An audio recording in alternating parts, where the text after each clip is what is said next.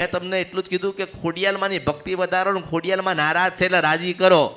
મેં તને એવું નથી કીધું કે 3 મહિને સારું થઈ જાય ને 3 મહિને તને બાધા આલું છું, એવું કોઈ દિવસ નહીં. તમે તમારી માનો દીવો કરો ને અજવાળું ના થાય તો કળિયુગમાં મારું નામ અમૃતની મેલડી નહીં. ઓળખો તો ઓળખાય. એટલે જો તમારો જે ભાવ હોય, તમારો ભાવ હતો ને, હા માં. કોઈ મને રૂપિયાનું પહેરાવે કે કરોડોનું પહેરાવે, જ્યાં સુધી ભાવથી નથી પહેરાવતા ને ત્યાં સુધી હું મારા રંગમન મારા તાલમાં નથી આવતી, હું મેલડી છું. ભાવ જોઈએ, ભક્તિ જોઈએ અને માં કીધેલી હોવી જોઈએ. અને તમને તમારી જનેતા ગોતી ના લી. શું આપી? તમને તમારી જનેતા ગોતી ના આપી છે. અને આ પરદેશમાં બેઠા ને બધાને એમ જ કહું છો કે તમારી માથી તમે અલગ થયા છો ને એટલે પરદેશમાં ગયા પછી દુઃખી છો. તમારી માં એક વખત મારી પાસેથી તમે ગોતી લઈને જાઓ અને પ્રમાણ સાથે જો તમારી માં તમને મળવા ના આવે તો મારું નામ અમૃતની મેલડી નહીં, હું મેલડી છું. એટલે પરદેશમાં ગયા તોય માને ભૂલાય ના ભૂલાય? ભૂલાય નહીં. ભૂલી જવાય?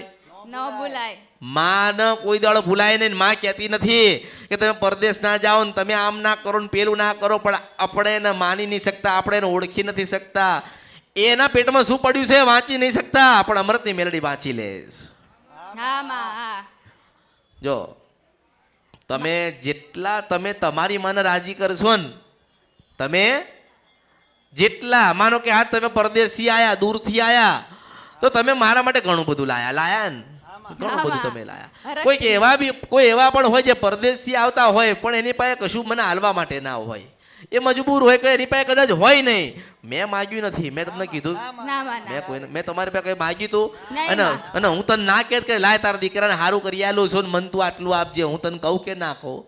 પણ ના, મારો ભાવ કેવો છે કે ના, નાના બાળકો છે, નવું જીવન જોઈએ છે, ભૂલા પડી ગયા છો, ભૂલી ગયા છો, કંઈક યાદ નથી, માં નારાજ છે, તો મારી ફરજમાં છે કે ખોડિયાલ માને રાજી કરીને તમને ભક્તિના માર્ગે મોકલી દઉં.